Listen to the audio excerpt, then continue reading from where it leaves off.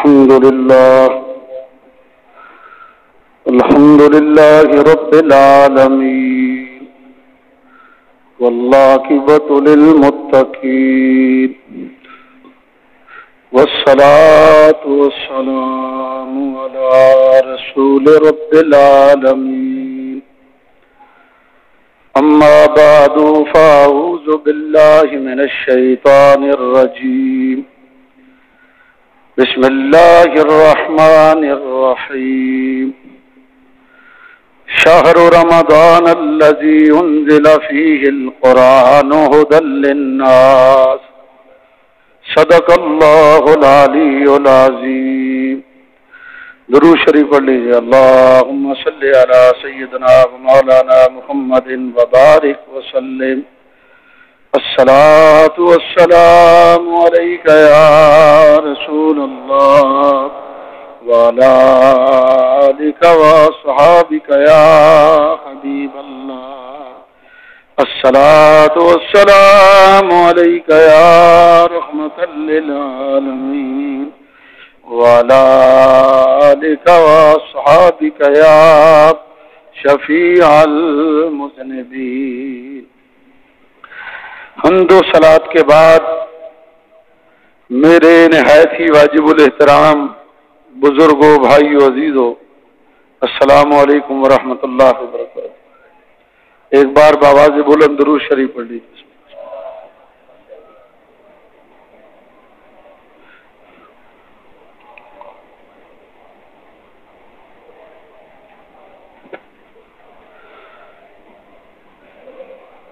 میں نے حضرات کے سامنے قرآن مجید فرقان حمید کے دوسرے پارے سورۃ البقرہ شریف کی آیت نمبر 185 کا کچھ حصہ تلاوت کیا ہے. اس کا ترجمہ اور انشاءاللہ العزیز اللہ تبارک و تعالی نے چاہا تو آج رمضان المبارک کی پہلی شب ہوگی اور پہلی تراویح ہوگی. رمضان المبارک کہ کوئی فضائل اگر قرآن و حدیث میں نہ بھی ہوتے تو قرآن کی سب سے بڑی فضیلت یہی کافی ہے کہ اللہ نے قرآن میں اس مہینے کا نام لے کر ذکر فرمایا. شہر رمضان الذی انزل فیہ القرآن، رمضان کا مہینہ وہ ہے جس میں قرآن نازل کیا گیا. رمضان یہ قمری اعتبار سے اسلامی سال کا 9واں مہینہ ہے اور نبی کریم علیہ السلام نے فرمایا کہ من فرح بدخول رمضان حرم اللہ جسدہ علی النیران او کما قال النبی صلی اللہ علیہ وسلم. حضور نے فرمایا جو رمضان کی آمد پر خوشی کا اظہار کرے گا، اب ظاہر ہے خوش تو وہ ہوگا نا کہ جو روزے رکھنے کی نیت ہے، نماز پڑھنے، تراویح پڑھنے، اور جو کہے گا کہ اب مارے گئے رمضان آ گیا بھوکا رہنا پڑے گا، اس کو رمضان سے خوشی نہیں ہے. اب خوشی کا اظہار کس طرح کرنا ہے؟ دعا مانگو اللہ کریم سے اور اپنے مسلمان بھائی کو مبارکباد. جو رمضان کی آمد پر خوشی کا اظہار کرے گا، من فرح بدخول رمضان حرم اللہ جسدہ علی النیران، اللہ اس آدمی کے جسم کو جہنم پر حرام فرما دے. ابھی تراویح نہیں پڑھی، روزے نہیں رکھے، کوئی نیک کام نہیں کیا، صرف رمضان کی آمد پر خوشی کا اظہار کیا ہے تو اللہ نے جسم کو جہنم پر حرام کر دیا. تو جو پورا مہینہ اللہ کی اطاعت کے اندر گزارے، فرما برداری میں روزہ رکھ کر گزارے، تراویح پڑھ کر گزارے، قرآن پڑھ کر گزارے، سوچو اللہ اس سے کتنا راضی ہو. حضرت سلمان فارسی رضی اللہ تعالیٰ عنہ سے مروی ایک حدیث مبارک، آپ فرماتے ہیں کہ حضور کی عادت مبارکہ یہ تھی کہ جب بھی رمضان کے آنے میں 2-4 روز باقی ہوتے تو حضور صحابہ کرام کو جمع کر کے رمضان کی فضیلت پر واعظ فرمایا کرتے. ایک مرتبہ حضور نے رمضان کا چاند دیکھ کر صحابہ کو جمع کیا اور فرمایا لوگوں تم پر ایک ایسا مہینہ سایہ فگن ہو رہا ہے کہ جس میں ایک رات ہے جو 1000 مہینوں سے بہتر اور افضل. اس مہینے میں اگر کوئی نفل ادا کرے، نفلی کام کرے، نفلی عبادت کرے، اللہ اس کو فرض کے برابر ثواب عطا فرمائے. اور جو اس مہینے میں فرض کی ادائیگی کرے، حضور نے فرمایا اللہ اس کو 70 فرضوں کے برابر ثواب عطا فرمائے. حضور علیہ السلام نے فرمایا یہ مواخات، ایثار اور صبر کا مہینہ ہے. فرمایا جو اس مہینے میں اپنے نوکر اور غلام کے کام میں کمی کر دے، کوئی کارخانے کا مالک ہے، فیکٹری کا مالک، وہ آسانی پیدا کر دے مزدوروں کے لیے، یہ نیت ہے کہ انہوں نے بھی روزہ رکھا ہوگا. اگر وہ مزدور دھوپ میں کام کرتے ہیں، انہیں سائے میں رمضان میں کام کرنے کا موقع دے. کھڑے ہو کر کام کرتے ہیں تو بیٹھ کر کام کرنے کا موقع ملے. تنخواہ میں اضافہ کر دے، یا جو ٹائم ہے اس میں وقت میں کچھ کمی کر دے. 8 گھنٹے کرتے ہیں 7 گھنٹے کر دی. حضور نے فرمایا کہ جو مالک ہے اپنے غلام کے کام میں رمضان میں کمی کر دے گا، آسانی کر دے گا، اللہ اس کو بھی جہنم سے آزاد فرما دے. حضور نے فرمایا جو رمضان کے مہینے میں کسی روزہ دار کا روزہ افطار کرا دے، فرمایا اس کو اللہ روزہ رکھنے جیسا ثواب عطا فرمائے گا. صحابہ کرام نے فرمایا یا رسول اللہ ہم میں سے ہر کسی کی تو ہمت نہیں ہے کہ وہ پیٹ بھر کر کھانا کھلا سکے.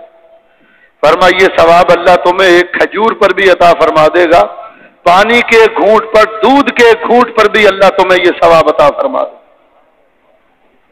ایک حدیث میں فرمایا کہ جو رمضان کے مہینے میں کسی علمی محفل میں جائے، کہیں وعظ ہو رہا ہے، کہیں علماء فقہی مسائل بیان کر رہے ہیں، درس قرآن ہو رہا ہے، حضور نے فرمایا جو رمضان کے مہینے میں کسی علمی محفل میں جائے گا، جتنے قدم اٹھا کر جائے گا اللہ ہر قدم پر 70 سال کی نفلی عبادت کا ثواب عطا فرمائے.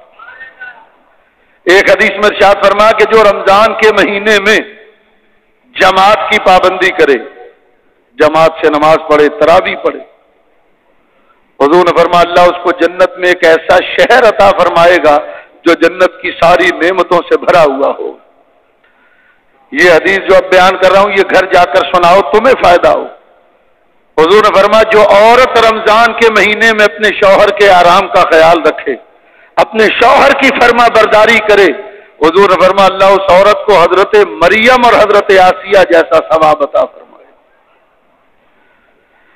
ایک حدیث میں حضور نے فرمایا کہ رمضان کے مہینے میں اللہ نے حضرت موسیٰ علیہ السلام پر وحی فرمائی، اے موسیٰ میں اپنے محبوب کے امتیوں کو 2 نور عطا فرماؤں گا جس کی وجہ سے وہ 2 اندھیروں سے نجات پا جائیں گے.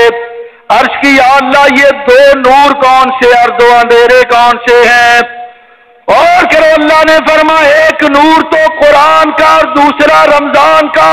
قرآن کا نور اس لیے دوں گا تاکہ قبر کا اندھیرا دور ہو جائے، اور رمضان کا نور اس لیے عطا کروں گا تاکہ حشر کا اندھیرا دور ہو جائے. اور ایک حدیث میں نبی کریم علیہ السلام نے ارشاد فرمایا کہ جو رمضان کو گزارے مکہ میں، بڑی بہترین حدیث صحیح ابن خزیمہ میں، حضور فرمایا جو رمضان مکہ میں گزارے اور دن کو مکہ میں روزہ رکھے، رات کو تراویح پڑھے، حضور نے فرمایا اللہ اس کو 1,00,000 رمضان کا ثواب عطا فرمائے گا. روزانہ بغیر عمل کے دن میں 1 نیکی اور رات میں 1 نیکی عطا فرمائے گا. اور 2 گھوڑے جتنا غلہ اٹھا سکتے ہیں اس غلے کے وزن کے برابر رمضان میں ہر دن اللہ کی بارگاہ میں صدقہ کرنے کا ثواب اللہ تعالیٰ. ایک حدیث میں فرمایا جو رمضان میں عمرہ کرے، حضور فرماتے وہ ایسا ہے جیسے اس نے میرے ساتھ حج کر لیا. اس لیے آپ نے دیکھا ہوگا کہ لوگ رمضان میں زیادہ جاتے ہیں. میں تقریباً 1 بار گیا ہوں رمضان میں، بالکل حج جیسا مجمع ہوتا، بڑا بہترین عبادت کا لطف ذوق شوق پیدا ہوتا. ایک حدیث میں نبی کریم علیہ السلام نے ارشاد فرمایا ان الجنت مشتاقۃ الی 4 نفر او کما قال النبی صلی اللہ علیہ وسلم، نبی پاک علیہ السلام نے فرمایا میری امت میں 4 ہی آدمی ایسے ہیں جن کو جنت اللہ تعالی سے مانگتی ہے۔ وہ کون سے 4 آدمی؟ ہم پورا سال دعا مانگتے ہیں یا اللہ ہمیں جنتی بنا دے، ہم جنت مانگتے ہیں، لیکن امت میں 4 انسان ایسے ہیں جنہیں اللہ سے جنت مانگتی، یا اللہ انہیں بخش دیا جائے، ان کے لیے اعلان ہو کہ یہ جنت میں داخل ہوں، یہ مجھے دے دیے جائیں۔ وہ 4 کون کون سے ہیں؟ سنو اور سن کر کوشش کرو کہ ان میں سے 4 وصف نہیں تو کوئی ایک تو اپنے اندر ضرور پیدا کرو۔ پہلا، نبی کریم علیہ السلام نے فرمایا وَتَعْلِ الْقُرْآنِ، قرآن کی تلاوت کرنے والا۔ جنت مشتاق رہتی اللہ سے مانگتی، ہماری بدنصیبی یہ کہ پورا سال قرآن کھول کر نہیں دے۔ وہ ابدی پیغام جو اللہ کریم نے ہمارے لیے اتارا ہے وہ ہم نے بند کر رکھا ہوا۔ سال میں کبھی گھر کی صفائی کرتے ہیں، بہت قرآن سے محبت کی تو اس پر پڑی ہوئی دھول جھاڑ دیں گے، اور محبت آئی تو اس کو چوما اور دوبارہ اسی جگہ پر کھول کر دیکھنا گوارا نہیں کرتے کہ اس خالق کائنات نے اپنے ازلی ابدی کلام میں ہمارے لیے کیا کچھ کہا ہے۔ آج مسلمانوں کی ذلت قرآن سے دوری کا نتیجہ ہے۔ قرآن سے دور ہوئے، دین سے دور ہوئے، دنیا کی ٹھوکروں پر آ گئے۔ درس قرآن اگر ہم نے بھلایا ہوتا، یہ زمانہ نہ زمانے نے دکھایا ہوتا، لائی ہر ڈاک تیرے واسطے لندن سے کتاب، گھر سے ہمسائے کے قرآن بھی منگایا ہوتا۔ کیا کہہ رہا ہے قرآن ہم سے؟ ہمیں کوئی تو یہ قرآن قیامت کے روز شکایت کرے گا، مولا کریم جن کے پاس تو نے مجھے بھیجا تھا وہ تو مجھے پڑھنے کو بھی تیار نہیں۔ روزانہ ناول پڑھتے ہیں، ڈائجسٹ پڑھتے ہیں، اخبارات پڑھتے ہیں، ٹی وی دیکھتے ہیں، قرآن کے لیے وقت نہیں۔ جس میں ہماری زندگی کا ہر حل موجود ہے اس سے ہم دور۔ اللہ کے بندو، اس رمضان میں زیادہ نہیں تو کم سے کم ایک قرآن تو ختم کر سکتے ہو۔ کیا اتنا حق نہیں ہے اس پاکیزہ مقدس کتاب کا کہ اس کو پڑھا جائے؟ ترجمے سے پڑھنا شروع کرو، دیکھو قرآن آخر کہہ کیا رہا۔ پورا قرآن میرے مصطفیٰ کریم کی نعت ہے۔ محبت کی آنکھ سے پڑھو گے تو ہر آیت میں حضور کی تعریف ثنا نظر آئے گی۔ اہل محبت کو تو ہر طرف اپنے محبوب کے جلوے نظر آتے ہیں، قرآن میں رسول اللہ کے جلوے نظر آئیں۔ قرآن سحری میں اٹھتے بھائی، سحری کی فجر کی نماز پڑھی، زیادہ نہیں آدھا سپارہ پڑھ لیا، کام پر چلے آئے، کچھ دیر آرام کیا، عصر کی نماز پڑھی، آدھا سپارہ پڑھ لیا، تو کیا ایک قرآن پورے رمضان میں نہیں ختم ہو سکتا؟ بزرگان دین اسی لیے رمضان میں زیادہ قرآن پڑھتے ہیں۔ میرے اور آپ کے امام اعظم امام ابو حنیفہ رضی اللہ تعالیٰ عنہ رمضان کے مہینے میں 61 قرآن مجید ختم کرتے ہیں۔ امام بخاری رحمت اللہ علیہ رمضان کے مہینے میں 60 قرآن ختم کرتے ہیں۔ امام شافعی رمضان کے مہینے میں 60 قرآن ختم کرتے ہیں۔ علامہ ابن عساکر رمضان کے مہینے میں 33 قرآن مجید ختم کرتے ہیں۔ خلیفہ مامون رشید ہارون کا بیٹا رمضان کے مہینے میں 30 قرآن مجید ختم کرتے ہیں۔ ایک بزرگ ہے جن کا نام ہے صوفی جلیل بن قاطب، یہ رمضان کے مہینے میں 90 قرآن مجید ختم کرتے ہیں۔ اور حضور داتا صاحب رحمت اللہ علیہ نے کشف المحجوب میں لکھا کہ ایک حافظ قرآن کی ڈیوٹی لگائی گئی کہ تم نے رمضان میں تراویحوں میں قرآن سنانا ہے۔ وہ حافظ قرآن روزانہ رمضان میں 5 قرآن مجید تراویحوں میں ختم کرتے۔ اور ہم ایسا حافظ قرآن ڈھونڈتے ہیں تو بھائی یعلمون تعلمون سمجھ میں آنا چاہیے۔ یاد رکھیے قرآن کو ترتیل سے پڑھو۔ اللہ فرماتا ورتل القرآن ترتیلا، قرآن کو ٹھہر ٹھہر کر ترتیل سے پڑھنا چاہیے، الفاظ سمجھ میں آئیں، سمجھ کر قرآن پڑھنا چاہیے، سننا چاہیے. قرآن کہتا ہے جب قرآن پڑھا جائے تو خاموش رہ اور کان لگا کر سن. دوسرا نبی کریم علیہ السلام نے فرمایا وَمُطْعِمُ الجِّيَانِ، بھوکوں کو کھانا کھلانے والا، اس کی بھی جنت مشتاق رہتی. صحیح مسلم میں حدیث فرمایا من آتم جائن مسلمن آتمہ اللہ من ثمار الجنہ. حضور فرمایا جو کسی مسلمان بھوکے مسلمان کو کھانا کھلائے گا اللہ اس کو جنتی پھل کھلائے. ظاہر رمضان میں تو ممکن نہیں دن میں کھلانا، رات میں کھانا کھلا، روزہ افطار کرا. ایک حدیث میں فرمایا ان الجنت غرفا یرا من ظاہرھا من باطنھا من باطنھا من ظاہرھا. حضور نے فرمایا جنت میں ایک چوبارہ ہے، اس کے اندر کھڑے ہو جاؤ تو باہر کا منظر نظر آتا ہے، باہر کھڑے ہو جاؤ تو اندر کا منظر نظر آتا ہے. صحابہ کرام نے فرمایا یا رسول اللہ یہ چوبارہ کس کے لیے ہے؟ فرمایا جو بھوکوں کو کھانا کھلانے والا ہے. تیسرا آدمی جس کی جنت مشتاق رہتی وہ ہے وحافظ اللسان، زبان کی حفاظت کرنے والا. ویسے بھی زبان کی حفاظت کرو اور رمضان میں اور زیادہ اہتمام. ہم نے روزہ رکھا ہوا ہے جھوٹ بول، روزہ رکھا ہوا ہے گالیاں دے. کوئی دکاندار ہے وہ جھوٹ بول کر سودا بیچ رہا، پھر بعد میں ہم یہ کہتے ہیں کہ روزہ محسوس ہو رہا ہے. روزہ اس کو لگتا ہے، اس کو محسوس ہوتا ہے زیادہ جو زبان کی حفاظت نہیں کرتا.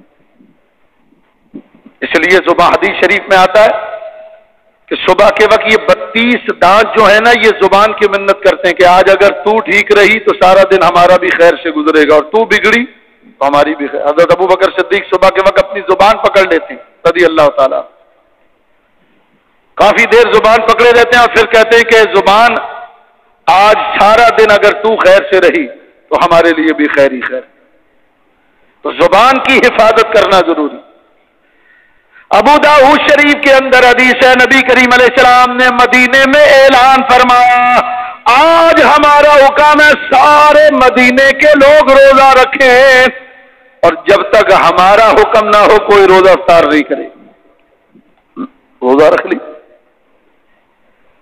دوپہر کا وقت ہوا تو ایک آدمی آیا یا رسول اللہ فلاں قبیلے کی عورت 2 عورتیں ہیں انہوں نے روزہ رکھا ہوا ہے لیکن اب ان سے روزہ برداشت نہیں ہوتا، انہیں روزہ افطار کرنے کی اجازت دی جائے. حضور نے اپنا رخ انور دوسری طرف پھیر لیا، وہ اس طرف آ کر بیٹھ گئے. یا رسول اللہ میں نے کہا ہے ان عورتوں نے روزہ رکھا ہوا ہے. حضور نے اپنا رخ اس طرف کر لیا، وہ اٹھ کر اس طرف آ گئی. نبی کریم نے اپنا چہرہ سامنے کیا، وہ پھر آ گئی. یا رسول اللہ انہوں نے روزہ رکھا، وہ اجازت مانگ رہی. حضور نے فرمایا انہوں نے روزہ نہیں رکھا. یا رسول اللہ وہ کہتی ہے روزہ رکھا. فرمایا یہ پیالہ لے جاؤ اور ان عورتوں سے کہہ دو کہ اس میں قے کریں، الٹی کریں.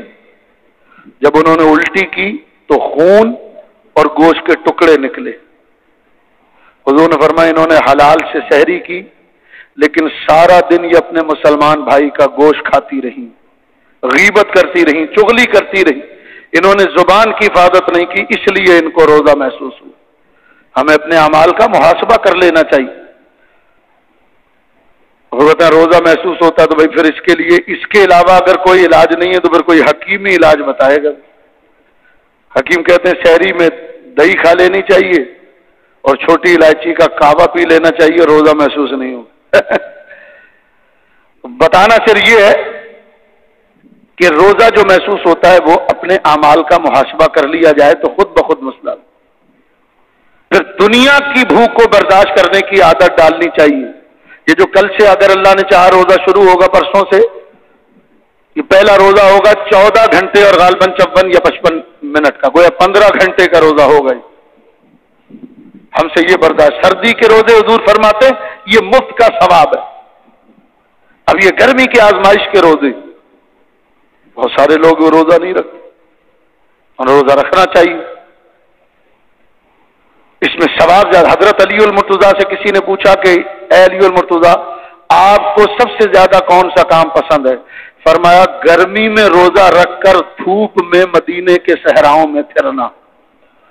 کہتے مجھے زیادہ بھوک لگے گی میرا اللہ مجھے زیادہ ثواب عطا فرمائے. ہے کوئی ایسا جذبہ رکھنا؟ وہ میرا ایک دوست تھا کلاس فیلو، میٹرک تک ساتھ پڑھتے تھے.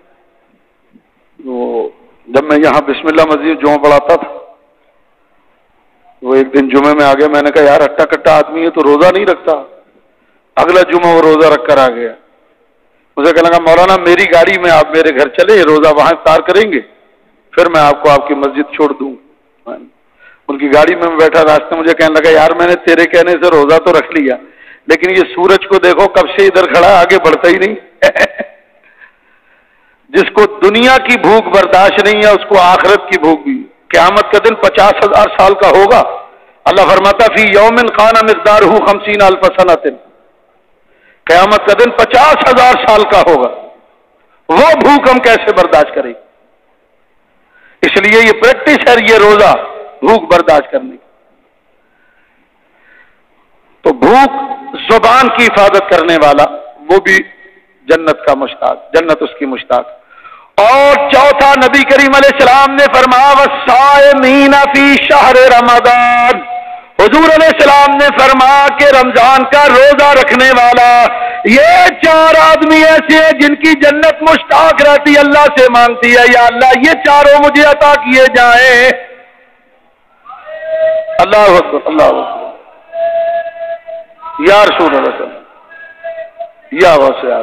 دیکھو حدیث میں آتا سحری، ایک حدیث میں فرماتا تسحروا فإن السحور برکہ، حضور نے فرمایا سحری کھایا کرو اس میں برکت. ایک حدیث میں فرمایا ہمارے اور اہل کتاب کے روزوں کے درمیان فرق کرنے والی چیز سحری ہے. اہل کتاب یعنی عیسائی بھی روزہ رکھتے ہیں، وہ سحری نہیں کرتے، ہمارے روزے میں سحری اللہ نے ہمیں عطا کیا. اور سحری حدیث میں فرمایا ان الملائکۃ یصلون علی المتسحرین، حضور فرماتے میری امت کے جو روزہ دار سحری کرتے ہیں فرشتے ان پر درود بھیجتے ہیں.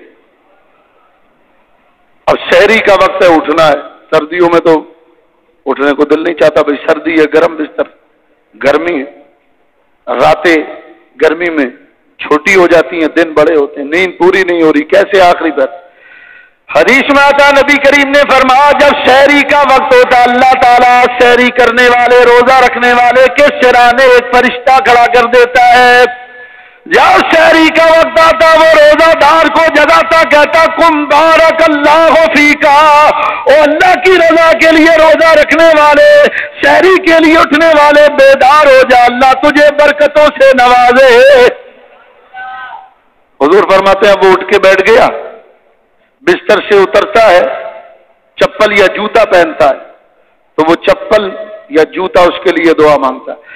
چپل دعا مانگتی ہے، جوتا دعا مانگتا، اللہم ثبت قدمہ علی الصراط، یا اللہ یہ جو تیرا بندہ آج تیری رضا کے لیے سحری کرنے کے لیے بیدار ہوا، یا اللہ میں دعا مانگتا ہوں اس کو قیامت کے روز پل صراط پر ثابت قدمی عطا فرمانا. پھر وہ کرتا پہنتا تو کرتا اس کے لیے دعا مانگتا، کرتا دعا مانگتا اللہم آتے ہو من حلل الجنہ، یا اللہ یہ جو تیرا بندہ آج روزہ رکھنے کے لیے بیدار ہوا، یا اللہ میں دعا مانگتا ہوں کہ اس کو قیامت کے روز جنتی حلے عطا فرمانا. اب وہ برتن لیتا ہے وضو کے پانی کے لیے. میں نے پہلے بھی بتایا تھا کہ 2 پانی کھڑے ہو کر پینے چاہیے، آب زمزم اور وضو کا بچا ہوا پانی. کسی برتن میں پانی لیا وضو کرنے کے لیے، وہ پانی بچ گیا، اس کو کھڑے ہو کر پیو. نبی کریم نے فرمایا یہ پانی بہت سی بیماریوں کا علاج کرتا ہے. وہ پانی دعا مانگتا ہے، وہ برتن جس میں پانی لیا وہ برتن دعا مانگتا اللہم آتے ہو من اتواب الجنہ، یا اللہ یہ جو بندہ تیری رضا کے لیے بیدار ہوا میں دعا مانگتا ہوں کہ یا اللہ اس کو قیامت کے روز جنتی کٹورے عطا فرمانا، برتن عطا فرمانا.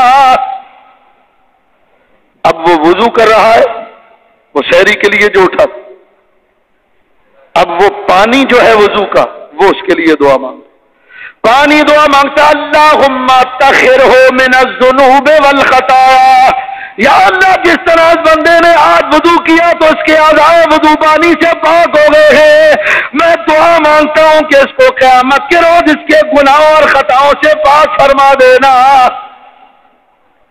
اب اس نے وضو بھی کر لی، اب نماز تہجد پڑھنے جا رہا. سنو بھائی، نماز تہجد، دیکھو اصل لفظ تہجد، بعض لوگ تہجد کہتے ہیں، صحیح نہیں، قرآن نے کہا فتہجد بہ نافلۃ، تہجد یہ جو نماز ہے یہ بندہ مومن کو اللہ کے قریب کرتی ہے۔ حدیث میں آتا ہے جو دنیا میں نماز تہجد کا پابند ہوگا قیامت کا روز ہوگا، اللہ فرمائے گا کانوا تتجافی جنوبہم عن المضاجع، وہ لوگ کہاں ہیں جن کے پہلو آدھی رات کو بستروں سے الگ ہو جاتے تھے اور ہماری یاد میں محو ہو جاتے تھے۔ تہجد پڑھنے والے کھڑے ہوں گے، اللہ فرمائے گا تمہارے لیے حکم ہے جاؤ آج میرے عرش کے دائیں طرف سے ہو کر بلا حساب و کتاب جنت میں داخل ہو جاؤ۔ اللہ اکبر، اللہ اکبر۔ اور ایک حدیث میں حضور نے فرمایا کہ جو یہ، اچھا یہ بتاؤ بھائی کون یہ چاہتا ہے کہ اس کو قبر میں عذاب نہ ہو؟ کون کون چاہتا بھائی؟ بعض لوگوں نے ہاتھ نہیں اٹھائے، اس کا مطلب یہ کہ ان کی ابھی فی الحال تیاری نہیں، تو بھائی آپ کی مرضی۔ اور کون یہ چاہتا ہے کہ اس کی قبر میں اندھیرا نہ ہو؟ وہ بھی ساری چاہتے۔ نسخہ میں بتا رہا ہوں بغیر کسی فیس کے، نبی کریم نے فرمایا جو چاہتا ہے کہ اس کو قبر میں عذاب نہ ہو، اس کی قبر نور علی نور ہو، وہ نماز تہجد کی پابندی کیا گیا۔ دیکھو یہ رمضان کا مہینہ تہجد کی پابندی کا بہترین موقع مل رہا ہے۔ شہری کے لیے سب نے اٹھنا، ہمارے جیسا آدمی تو پوری رات ہی جاگ، تو شہری کے لیے اٹھنا ہے، 10 منٹ پہلے اٹھ جاؤ، 2 رکعت نماز پڑھ لو۔ ویسے تو 12 رکعت پڑھنی چاہیے، لیکن یہ چونکہ امت کے لیے نفل ہے تو اگر ہم 2 رکعت بھی پڑھ لیں گے تو تہجد ادا ہو جائے گی۔ تو 30 دن تو رمضان میں یہ 2 رکعت آپ نے پڑھ لی، اور 10 دن رمضان کے بعد طبیعت پر جبر کر کے 10 دن اور پڑھ لو۔ حدیث میں آتا حضور نے فرمایا کہ جو 40 دن نماز تہجد کا پابندی سے پڑھ لے گا پھر اس کی طبیعت ثانیہ بن جائے گی، وہ چھوڑنا بھی چاہے گا تو نہیں چھوڑ سکے۔ تو ہے بھائی کوئی اتنی بات سننے کے بعد جو آج ہاتھ اٹھا کر ماشاء اللہ بھائی ماشاء اللہ، نعرہ تکبیر، نعرہ رسالت، نعرہ تحقیق، اللہ کریم آپ کو استقامت فی الدین عطا کرے، اور انشاءاللہ اسی رات سے تہجد کی پابندی، گھڑی میں الارم لگا لیا، اٹھنا ہوتا 10 منٹ پہلے اٹھ گئے۔ اور دوسرا کام یہ کرو کہ فجر کی جب نماز پڑھو تو سب کے لیے یہ وظیفہ عام ہے، سنتوں اور فرضوں کے درمیان صرف 100 مرتبہ سبحان اللہ و بحمدہ سبحان اللہ العظیم، یہ رزق میں اضافے کی دعا ہے۔ نبی کریم نے فرمایا یہ فرشتوں کی دعا ہے، جو اس کو اس وقت میں اتنی مرتبہ پڑھے، فرمایا کہ اس کو اللہ ایسی جگہ سے رزق عطا کرے گا جو اس کے وہم و گمان میں بھی نہیں ہو۔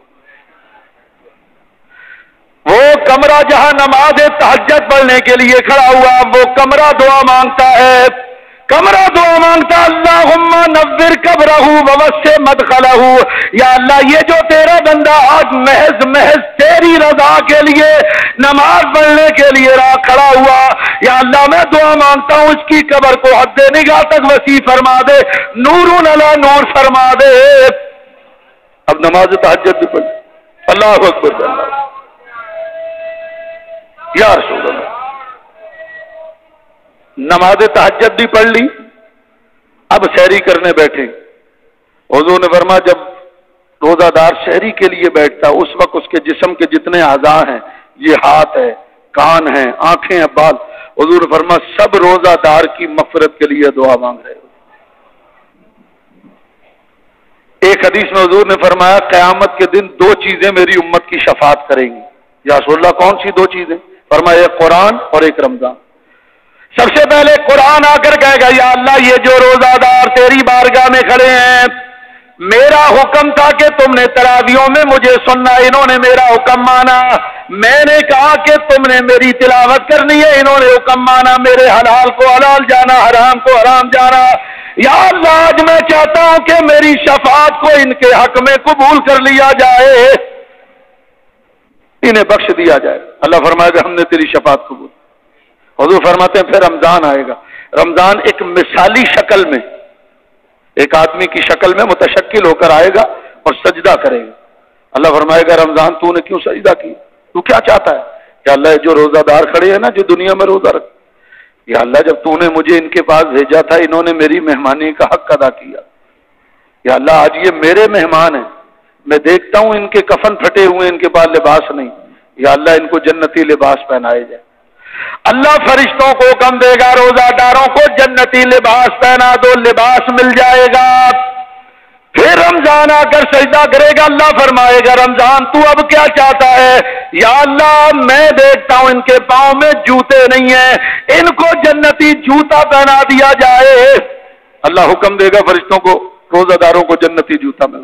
پھر رمضان آ کر سجدہ کرے، اللہ فرمائے گا اب کیا چاہتا ہے؟ یا اللہ جب میں ان کے پاس گیا تھا تو انہوں نے میرے مرتبے کو ملحوظ خاطر رکھا تھا، آج یہ میرے مہمان، یا اللہ یہ پیدل چلتے ہوئے اچھے نہیں لگتے، ان کو جنتی سواریاں عطا کی جائیں۔ اللہ فرشتوں کو حکم فرمائے گا روزہ داروں کو جنتی سواری دے دی جائے، سواریاں مل جائیں۔ پھر رمضان آ کر سجدہ کرے گا، اللہ فرمائے گا رمضان تو اب کیا چاہتا ہے؟ یا اللہ جب یہ میرے مہمان، میں ان کا مہمان بنا تو انہوں نے تو میری ہر بات کو مانا، حق ادا کیا، اور آج یہ میرے مہمان، یہ سروں سے ننگے تاج پہنا دیا جائے، روزہ داروں کو جنتی تاج بھی مل جائے۔ پھر رمضان آ کر سجدہ کرے، اللہ فرمائے گا اب کیا چاہتا ہے؟ اب تو انہیں جنتی لباس مل گیا، جوتا مل گیا، سواری مل گئی، تاج مل گیا۔ رمضان کہے گا یا اللہ میری ایک آخری خواہش کو پورا کیا جائے، اللہ فرمائے گا وہ کیا؟ یا اللہ میں یہ چاہتا ہوں یہ جو روزہ دار کھڑے ان کو جنت میں وہ مقام دیا جائے جہاں سے کھڑے ہو کر یہ جب چاہے تیرے محبوب کا دیدار کر لیا کرے۔ اللہ اللہ یس، روزہ داروں کو جنت میں وہ مقام ملے گا جہاں سے وہ نبی کریم کی زیارت کیا کر۔ رمضان کا مہینہ کل سے شروع ہوگا، چند روزے کے مسائل۔ روزے کے اندر ٹوتھ پیسٹ استعمال کرنا یہ منع ہے۔ برش پر آپ نے پیسٹ لگایا، دانت صاف کر رہے ہیں، اس کے ذرات اڑ کر حلق میں جائیں گے جس سے روزہ ٹوٹنا۔ روزے میں بعض لوگوں کو سانس کا مسئلہ ہوتا ہے، دمے کا مرض ہوتا ہے، سانس کی نالی میں خشکی پیدا ہو گئی، سانس لینے میں مشکل، انہیلر استعمال کرتے، وہ بھی منع ہے، اس سے بھی روزہ ٹوٹ جائے گا۔ سرما روزے کی حالت میں لگا سکتے ہیں، خود شارع علیہ السلام نبی کریم نے خود سرمے کی اجازت عطا فرمائی، اور حضرت علامہ مولانا مفتی محمد ابراہیم صاحب قادری سکھر والے، حضرت مولانا مفتی اعظم سندھ مفتی محمد حسین قادری رحمۃ اللہ علیہ کے صاحبزادے، ان کی تحقیق بڑی نفیس تحقیق ہے روزے کی حالت میں سرما لگانے کا۔ اسی طریقے سے انجیکشن کا مسئلہ، انجیکشن لگانا چاہیے یا نہیں؟ بعض لوگ ڈاکٹر کی ایڈوائس پر انجیکشن لگا لیتے ہیں، وہ ڈاکٹر کوئی عالم دین تھوڑی، شریعت کے مسئلے، شریعت بیان کرنا یہ علماء کا کام ہے، ڈاکٹروں کا کام نہیں۔ ہمارے یہاں جبھی تو بگاڑ پیدا ہوا، ڈاکٹر دین بیان کرنے لگے۔ حضرت علی کے ساتھ کیا کیا؟ ایک ڈاکٹر تھا نا جس نے یہ مسئلہ کیا، اور ایک ڈاکٹر اور بھی ہیں، وہ نکٹائی والے ڈاکٹر ہیں، وہ ایک ڈاکٹر صاحب ہے نا جو کہتے ہیں کہ حضور کچھ نہیں کر سکتے، اور تو ڈاکٹروں نے تو بیڑا غرق کیا دین کا۔ جس کا کام ہے اس کو تم ڈاکٹر ہو اپنی فیلڈ سنبھالو بھائی، دین کا کام علماء کا کام۔ تو ڈاکٹر کی ایڈوائس نہیں، علماء کی تحقیق یہ ہے۔ مفتی اعظم پاکستان حضرت مولانا مفتی منیب الرحمان صاحب دامت برکاتہم العالیہ کی تحقیق یہ ہے کہ مطلقاً کسی بھی طرح کا انجیکشن اٹھ جائے گا۔ شیخ الحدیث و تفسیر حضرت علامہ غلام رسول صاحب سعیدی شرح صحیح مسلم میں حدیث نقل فرماتے ہیں، نبی کریم نے فرمایا روزہ ٹوٹتا ہے جسم میں کوئی چیز داخل کرنے، تو ان تمام صورتوں میں روزہ ٹوٹ جائے گا۔ قے ہونے سے، احتلام ہو جانے سے روزہ نہیں ٹوٹتا۔ بالٹی بھر کے فقہاء نے لکھا کہ اگر بالٹی بھر بھی قے ہو خود، اس سے روزہ نہیں ٹوٹتا، لیکن کوشش کی ہے، وہ انگلی منہ میں ڈالی ہوئی ہے، کس وجہ سے الٹی ہوگی، تو ایسی صورت میں روزہ ٹوٹنے کا حکم ہو۔ اور یہ بھی یاد رکھنا چاہیے کہ جان بوجھ کر جو روزہ چھوڑ دیتا نہیں رکھتا، ایک تو ہے نا روزہ توڑ دینا، ایک ہے روزہ نہ رکھنا۔ حدیث میں آتا ہے جو روزہ جان بوجھ کر عذر شرعی کے بغیر چھوڑ دے رمضان کا روزہ، وہ 9 لاکھ سال تک جہنم کی آگ میں جلایا جائے۔ 9 लाख साल। आप देखेंगे बहुत सारे लोग आपको ऐसे मिलेंगे, रात चांद दिखेगा वो बीमार हो जाए, पूरा महीना वो 30 दिन की बीमारी उन्होंने लिखवा ली। अब वो बीमार है, 30 दिन रोजा नहीं रखेंगे, वो बीमार हैं, दवा खा रहे हैं। और वही लोग ईद पर आप बाजारों में सबसे आगे नजर आए। वो 2 दोस्त थे, ईद वाले दिन मिले, एक दोस्त दूसरे दोस्त से कहने लगा यार कहो रमजान कैसे गुजरा, कहने लगा बड़ा अच्छा रमजान गुजरा। रोजा रखा था, कहने लगे नहीं वो डॉक्टर ने मना कर दिया था। अच्छा तरावियां पड़ी थी, कहने लगे नहीं असल में वो बीमारी के बढ़ने का खतरा था इसलिए तरावी भी नहीं पड़ी। अच्छा भाई नमाज तो पढ़ी होगी जुमे की, कहने लगे नहीं असल में डॉक्टर ने झुकने से मना कर दिया। ईद की नमाज तो पढ़ी थी, कहने नहीं असल में बात वही थी, डॉक्टर ने मना किया कि उसने कहा सेवैयां तो खाई थी ना, कहने लगा क्या बिल्कुल ही काफिर समझ लिया था कि सेवैयां भी तो ये हम ये समझते हैं जैसे यही सब कुछ दिन। अल्लाह के बंदो किसको धोखा दे रहा है आदमी? अपने आप को धोखा दे रहे हो, अल्लाह को कौन धोखा दे सकता है? अपने आप को धोखा दे रहे हैं कि हम बीमार हैं। एक रोजा ना रखने पर 9 लाख साल जलना है, 30 रोजे नहीं रखे तो अंदाजा। और जो जानबूझकर रोजा तोड़ देगा तो कजा भी है और कफारा भी। कजा ये है कि जो रोजा तोड़ा वो रोजा दोबारा रखेगा, और उसके कफारे में 60 रोजे मुसलसल। एक रोजा छूटा दरमियान में, गिनती दोबारा शुरू से। तो रोजे की गर्ज व गायब तकवा है। इंशाअल्लाह आइंदा जुमे जो है वो फलसफा रोजा बयान होगा और उसमें रोजे के मसाइल। पिछले जुमे एक पर्चा आया था तरावी का, गाल में 15 रोजा है, 5 रोजा है। वो हाफिज साहब का 7 रोजा, हाँ, तो उनके हाफिज साहब के वालिद साहब का मेरे पास फोन आया, कहने लगे भाई उन्होंने मुझे तसल्ली कराई कि भाई हम अहले सुन्नत से ताल्लुक रखते हैं। तो बहरहाल हमें जो इत्तला थी लोगों ने बताया था कि वो सुन्नी नहीं है और ये जिम्मेदारी उलमा की है। हमें इस बुनियाद पर मैंने बात की, लेकिन फिर उन्होंने अब आकर फोन किया और तसल्ली कराई। तो तरावी वो सुन्नी है, तरावी पढ़ सकते हैं, लेकिन ये याद रखना चाहिए हमारे यहाँ तरावी के मसले में ये भी ध्यान में रखो, बहुत से हाफिज कुरान पूरा साल दाढ़ी नहीं रखते। 1-2 महीना आ जाता है तो जरा सी दाढ़ी बढ़ा लेते और वो तरावी पढ़ाने लगते हैं। ऐसे हाफिज कुरान के जिसकी दाढ़ी हद शरा तक ना हो उसके पीछे तरावी नहीं, ये ज़हन में रखना चाहिए।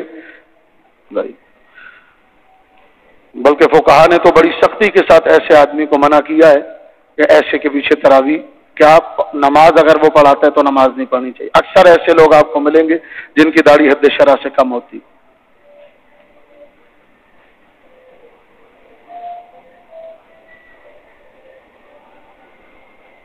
अच्छा भाई, ये लिखते हैं मेरे घर में मेरी बीवी से मेरी बातचीत नहीं है ना इत्तफाकी, आप दुआ करें कि मेरे घर वाले ठीक हो जाए। भाई सब दुआ करो भाई, इनकी रमजान का महीना आ रहा है, अल्लाह करीम इनकी, देखो मैंने ये हदीस सुनाओ घर जाकर जो मैंने बताई कि जो औरत अपने शौहर की फरमाबरदारी करे रमजान में उसको अल्लाह हजरत मरियम और हजरत आसिया जैसा सवा। और ये भी याद रखो जिस औरत का शौहर उससे नाराज होगा हुजूर ने फरमाया वो औरत कभी जन्नत में दाखिल नहीं होगी। उसको दुनिया से जाते वक्त शौहर को राजी करना है। शौहर मर रहा हो बीवी राजी करे, बीवी मर रही हो तो शौहर को राजी करे। इतना मुकाम कुरान कहता है रिजालो कव्वामून अलन निसा, मर्द हाकिम है औरत। अल्लाह ताला से दुआ है कि अल्लाह ताला जिनकी ना इत्तफाकियां हैं वो इत्तेफाक में बदल जाएं, अल्लाह ताला इत्तेहाद अता फरमाए।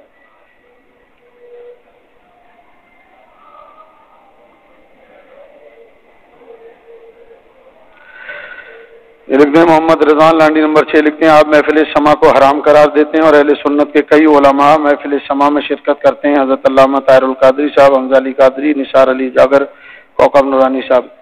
हमने कलमा इनमें से किसी आलिम दीन का नहीं पढ़ा। अल्लाह के रसूल इस बारे में क्या कहते हैं वो देखना चाहिए। तफसीर दुर्र मंसूर में हदीस है, नबी पाक ने फरमाया मैं आलाते मौसीकी और मजामीर को तोड़ने और मिटाने के लिए भेजा गया। हुजूर ने फरमाया एक हदीस में मेरी उम्मत पर क़यामत जब करीब होगी तो एक वक्त आएगा कि मेरी उम्मत में गाने बजाने वाले लोग पैदा होंगे और पूरी रात लोग उनका गाना सुनेंगे, उनके रक्स को देखेंगे सुनेंगे और शराब पिएंगे और नमाजें छोड़ा करेंगे, उनका दीन में कुछ भी हिस्सा नहीं होगा। मुतलकन कोई भी आदमी ये कह दे कि मैंने महफिल समा को हराम करार दिया, मैंने جو بھی بات کی الحمدللہ ٹھوک بجا کر بات کی. اعلیٰ حضرت فاضل بریلوی رحمۃ اللہ علیہ کی تحقیق کو الحمدللہ میں نے فالو کیا اور اسی تحقیق پر ہوں.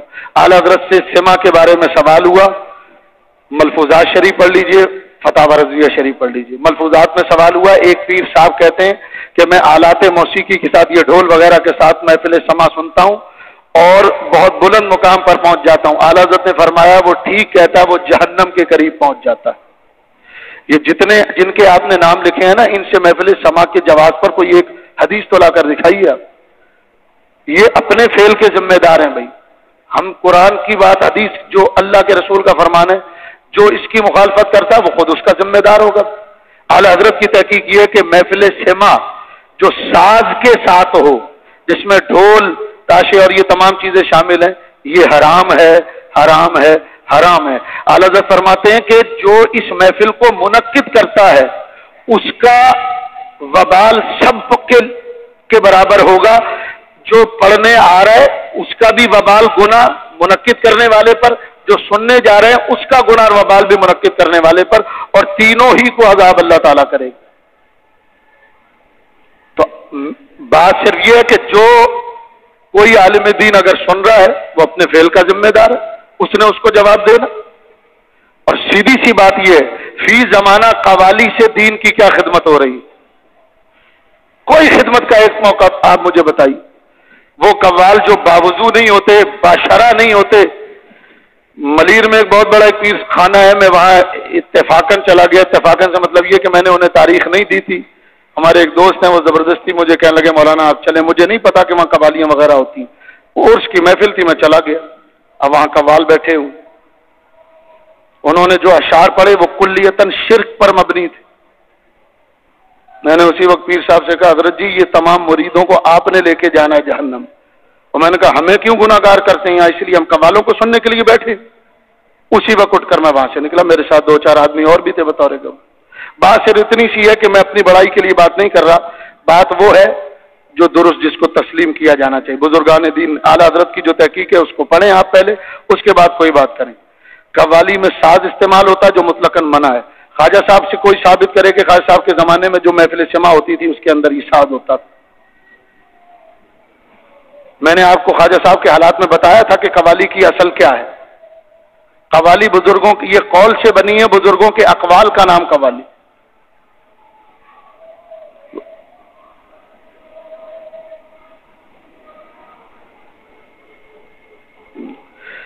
یہ کہتے ہیں آپ کے ہر بیان میں تنقید ہوتی ہے، آپ امت کی اصلاح کے لیے بھی بیان کیا کریں، مثلاً غسل و وضو کے مسائل بیان کیجیے. حضرت جی سب سے بنیادی چیز عقیدہ ہوتا ہے. شیطان کے عمل میں کوئی کمی اور کھوٹ نہیں تھی، عقیدے میں کھوٹ تھی. نماز روزے کے مسائل تو یہ دعوت اسلامی کے بھائی جو ہیں نا یہ بھی سکھا رہے ہیں اور بھی لوگ سکھا رہے ہیں. عقیدے کتنے لوگ بتا رہے ہیں.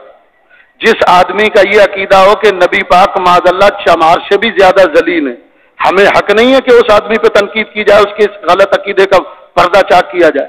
جو یہ کہتا ہو کہ نبی مر کے مٹی میں مل گیا، جو یہ کہتا ہو کہ حضور کو اردو دیوبند سے بولنی آئی، علماء دیوبند نے اردو سکھائی، جو یہ کہے کہ نماز میں نبی کا خیال میاں بیوی کے تعلقات کے خیال سے زیادہ برا ہے، اس کے اس برے عقیدے اور نظریے کو کا پردہ چاک کرنا چاہیے یا نہیں کرنا چاہیے؟ آپ کہتے ہیں ہر تقریر میں، میری تو ہر سانس میں تنقید. کل رات حیدرآباد میں جلسہ تھا، مجھے بتایا گیا کہ اس علاقے پر پھلیلی کا علاقہ تھا، وہاں ایک دن پہلے دیوبندیوں نے جلسہ کیا. مجھے کہنے لگے مولانا یہاں پر کسی کو کچھ کہنا نہیں ہے. میں نے کہا پھر تقریر وہ آدمی کرے گا جو رانجھے سب کے سانجھے والی بات کرے. میں رانجھا سب کے سانجھا والا نہیں ہوں. جو نبی پاک کا بے ادب گستاخ ہے ہمارا اس سے کوئی تعلق رشتہ واسطہ ہی نہیں ہے. جن کو ہماری تقریر پسند نہیں ہے وہ کہیں اور جا کر سنا کریں بھائی، وہاں جا کر سنا کریں جہاں پر اصلاح ہو.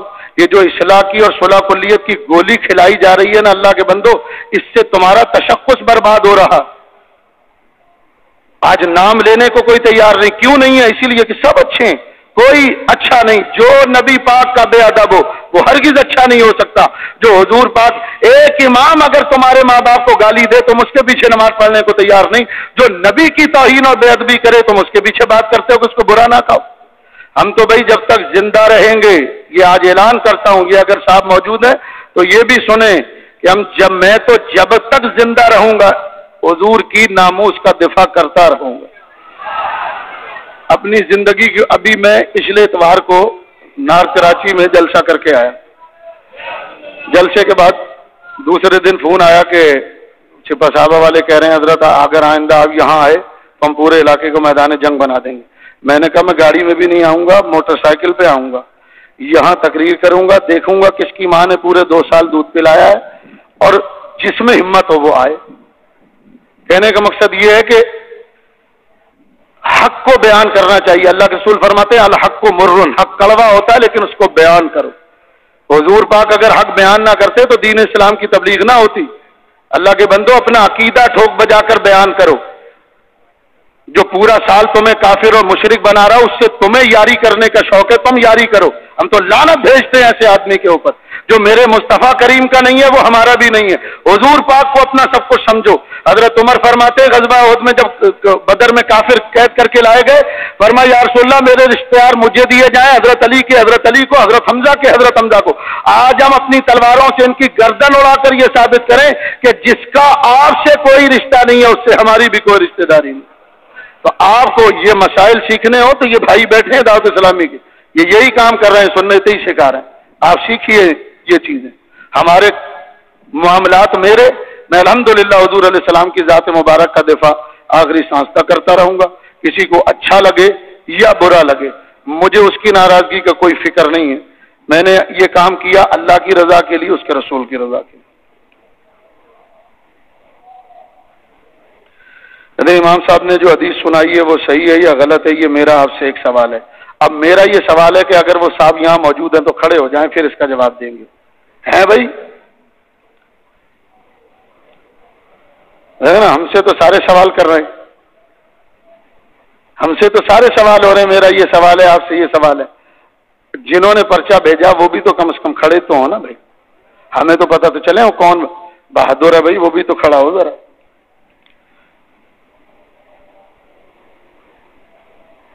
دیکھتے ہیں کہ ممبر شریف پر کھڑے ہو کر چندہ مانگنا جائز ہے یا نہیں۔ حضور نبی کریم علیہ السلام ممبر پر بیٹھ کر چندہ نہیں لیتے تھے تو کس پر بیٹھ کر لیتے تھے؟ صحیح بخاری سے حدیث پیش کروں گا میں اور سیاح کی کتابوں سے۔ جیش عسرت کے موقع پر ممبری پر تو تھے حضور، فرما رہے ہیں کہ آج مدد کی ضرورت ہے، لشکر اسلام کو چندہ دو، تو سب اپنی ہمت طاقت کے مطابق حضرت عثمان اٹھتے ہیں 1000 درہم دیتے ہیں، تو حدیث میں آتا حضور ممبر پر ہیں اور اپنے ہاتھ سے اس چندے کو الٹ پلٹ کر دیکھ رہے ہیں۔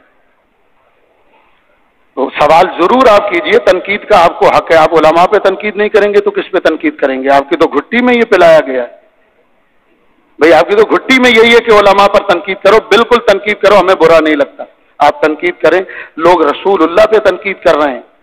دیوبندیوں نے لکھا ہے کہ اللہ جھوٹ بول سکتا، وہ امکان کذب باری تعالیٰ کے قائل ہیں، تو کیا ان کا یہ عقیدہ لوگوں کو نہیں بتایا جائے گا کہ ان لوگوں سے بچو جو اللہ کے لیے یہ عقیدہ رکھتے ہیں؟ انہوں نے لکھا اللہ کو کسی کام کا اس وقت تک پتہ نہیں چلتا جب تک وہ کام ہو نہیں جاتا، تو اس کا مطلب یہ کہ اللہ دائمی عالم نہیں ہوا۔ اب یہ بات اگر بتائی جائے تو کہتے ہیں تو تنقید ہے۔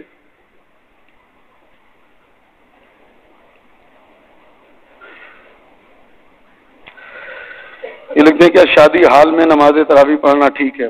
دیکھو بات اصل میں یہ ہے کہ حضور نبی کریم کی حدیث ہے، حضور نے فرمایا اللہ نے ساری زمین کو میری امت کے لیے مسجد بنا دی، یعنی سجدہ گاہ بنا دیا۔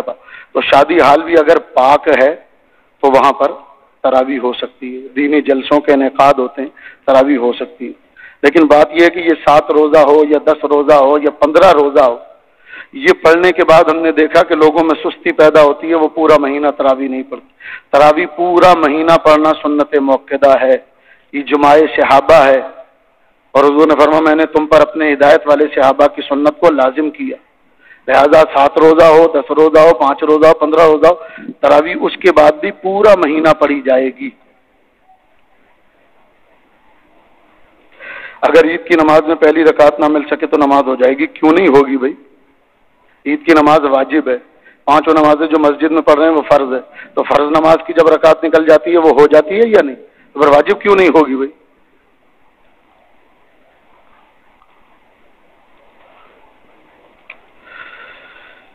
جب یہ میں نے اعلان کیا تھا گزشتہ سالوں کی طرح اس سال بھی ہماری مسجد میں تراویح کے بعد تفسیر قرآن، مختصر تفسیر اور قرآن کی آیات کا خلاصہ ہوگا، تو اس میں بھی آپ حضرات شریک ہوں۔ 17 رمضان المبارک کو یوم بدر اور 21 رمضان المبارک کو یوم علی، حضرت علی کی شہادت، اس کا بھی پروگرام ہمارے ہاں مسجد میں 3 روزہ شرابی جو ہے ہمارے ہاں شبینہ ہوگا، یہ 20 رمضان، 21 رمضان اور 22 رمضان۔